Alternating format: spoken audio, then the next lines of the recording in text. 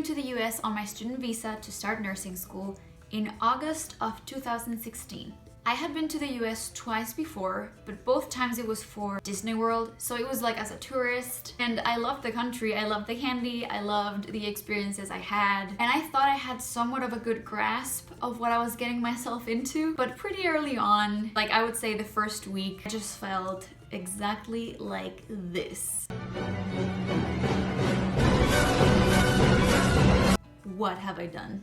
It's crazy how different cultures are and how much of a shock it is when you go from your own culture into here and have to live in it. You can never even fathom the amount of things that are just going to... So in this video, I just want to share a few of those things that were what you would consider culture shock, things about American culture that really struck me as odd. Before we begin, if you will hit the like button and subscribe to my channel, I would be ever so grateful. So, the very first thing that immediately, I realized from day one that I was going to have a hard time with was the excessive, unnecessary, ridiculous use of air conditioning. These people leave the air conditioning on 24/7 every single season of the year. Even if it's winter, you go inside and the AC is on. I'm cold! I have to wear more layers when I'm inside than when I'm outside. When it's summer, I have to walk around with my shirt and shorts and a coat, like a thick, heavy coat for when I'm inside. That's not right, people. It's not right. The second thing also relates to Americans liking the cold, apparently, because it's related to ice. Americans put ice in every single beverage they drink. Do we have anything I can take up some ice in? Why do you need ice? Mr. Levinson seems to want it in everything he drinks. I dare say that any glass of a liquid that Americans drink is 20% the actual beverage and 80% ice. It feels like I'm on a race against time to drink and finish my soda before ice overcomes it and dilutes it. Every time I go to a restaurant, I have to be like, hey, can I just have some water? No ice, please. They look at me like, yeah, no ice. Please, I'm telling you. Something else, and this is something that I haven't just struggled with emotionally, but also physically, is the amount of processed foods that are sold in this country. It is so stinking hard to find natural ingredients. If you want to shop organic, it costs you 3 times the price. Back home, I only ever met one person with any sort of allergy or intolerance. One. Here in America, it's so hard not to find somebody that's either gluten intolerant, lactose intolerant, allergic to A, B, C, D, E. And I strongly believe that this is because of all the processed foods that are constantly being served here. I became lactose intolerant the moment I came to the US. Something else that might not be as obvious and is very related to my culture personally. Back home, I feel like personal space is a little bit closer to our bodies than it is in here. When I have a conversation with someone in Chile, we're very close. Sometimes we're even hugging as we are conversing. But in here, it feels like you have to yell across the room or you're entering somebody's personal space. And that was a little bit hard to get used to. Along that same line, there's how people say hi. And I'm not strictly talking about when you first meet a person, because it's expected that when you are introduced to a person for the first time, you might give a handshake, but that's not even standard procedure. If it's somebody that's older than you, you might default to that, but if it's someone your same age, you might just awkwardly stand there and be like, hey. In Chile, it is protocol that when we meet somebody or when we say hi to them, we give them a kiss on the cheek. Well, it's not really a kiss, it's you put your cheeks together and you go. But that is with everybody. Girls with girls and girls with guys. Guys and guys don't really do that. And if you're very close to the person, you might add a hug to right after the kiss. In here, there's no standard procedure for how to say hi, so you just kind of awkwardly stand there and try to guess what the other person's trying to do. Okay, this one was so difficult. I'm still struggling with this one. Your guys' units for measuring stuff.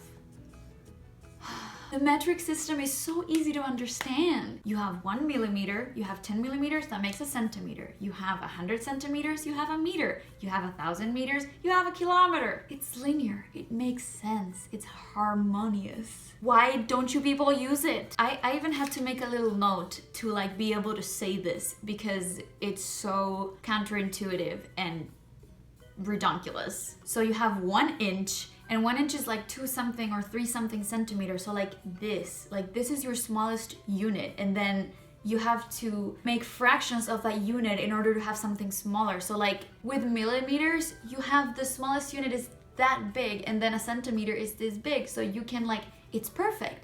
You guys have inches, and you have quarters of inches and halves of inches and 1/16 of an inch. And 16 inches are a foot, and 3 foot is a yard, because don't even get me started on the fact that it's not 3 feet, it's 3 foot. And 1760 yards are a mile. And then there's ounces, and 16 ounces are a pint, and 2 pints are a quart, and 4 quarts are a gallon. And don't even get me started on the fact that you use the same units for liquids as you do for solids. Like for us, kilograms and grams and milligrams for solids, and milliliters and liters for liquids. You guys just use ounces, just ounces for everything. I can't. The only time that I actually enjoy your system instead of ours is when you're in the highway and you're going 60 miles an hour, which means that you're going 1 mile per minute, and it's so easy to calculate your estimated arrival time. And by the way, the only way that I've been able to cope with this is that whenever I think of a foot, I just imagine a Subway sandwich. That is literally the only way that I can visualize this. I will not get into Fahrenheit. Speaking of distances, I don't know if this is because this is such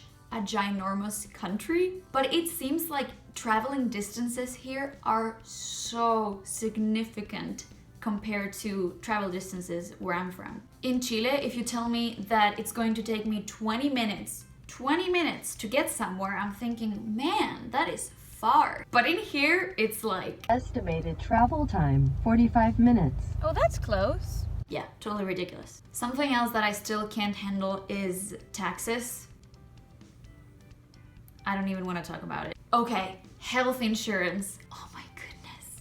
Back home, you have your insurance, and they tie your insurance to your ID. You don't need an insurance card. Your national ID is tied to your insurance. And when I go to the doctor, they ask me for my name and for my ID and sometimes for your fingerprint. And I give them that, and they tell me, okay, based on that, this is how much you pay. And I pay. And I have my service, and I forget about it. Here, you go to the doctor and they tell you you don't have to pay anything. And then you have to pay everything. And then they chase after you for debt that you didn't even know you had. I went to the doctor 6 months ago. I still haven't gotten my bill, and it's haunting me. It is haunting. Also, this is something that I cannot comprehend. Why do you have the word evening if you never use it? People start saying tonight at like 4. Like, I remember somebody asking me, hey, what are you doing tonight? And I was like, sleep? And they're like, no, I mean, what are you doing for dinner? People here start saying tonight, like what they're doing tonight, to refer to something they're doing at 4.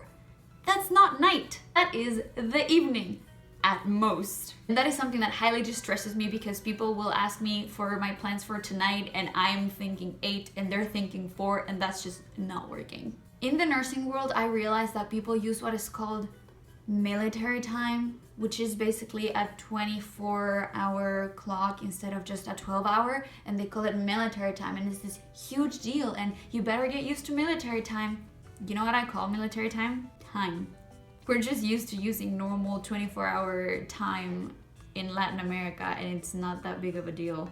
So that was kind of like, okay. There's many more things that I could say that shocked me about this culture, but I'm just gonna leave it there for now. Hope you had fun watching this video. And if you wanna keep watching, I have this video about assumptions about Latin Americans. Or this if you're also into nursing. So click on one of those. Thanks for watching.